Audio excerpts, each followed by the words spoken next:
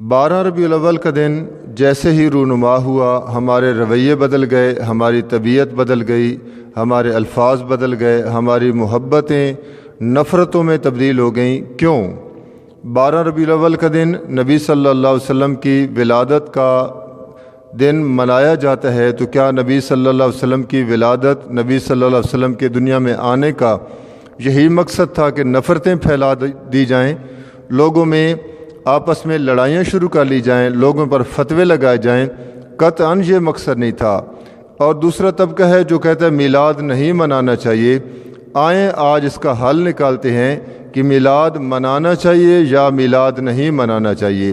تو یاد رکھیں کہ نبی صلی اللہ علیہ وسلم کے میلاد کا، نبی صلی اللہ علیہ وسلم کے پیدا ہونے کا، نبی پاک کے جمن کا، پنجابی میں کہتے ہیں جمنا، اس کا کوئی بھی کائنات میں منکر اور مخالف نہیں ہے۔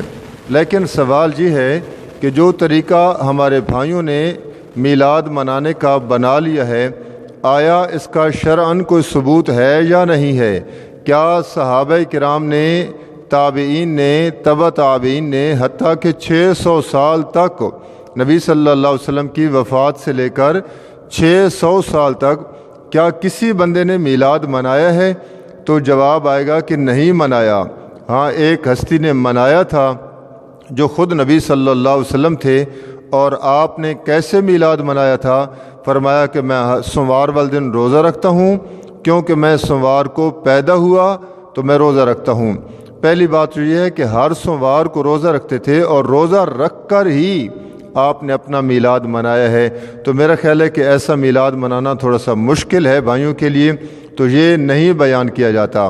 اور دوسری بات کہ میلاد جو منایا جاتا ہے، اس کا ثبوت، اس کی دلیل، آگے سے جواب آتا ہے کہ حرج کیا ہے؟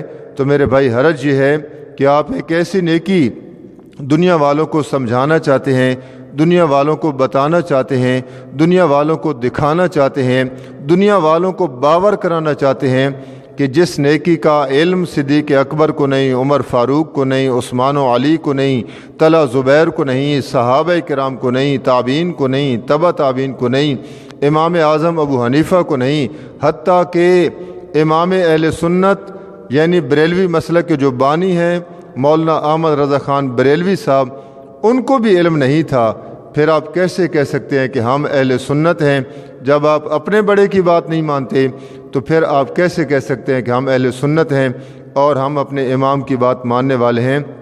تو خدا را میری بات کو سمجھیے گا کہ میلاد کا کوئی منکر نہیں ہے، لیکن جو طریقہ آپ نے اپنایا ہے اور جو اس پہ آپ شعر پڑھتے ہیں، سوائے ابلیس کے جہاں میں سارے خوشیاں منا رہے ہیں، تو کیا 600 سال تک جو خوشیاں نہیں منا رہے وہ سارے نعوذ باللہ من ذالک نقل کفر نہ باشد؟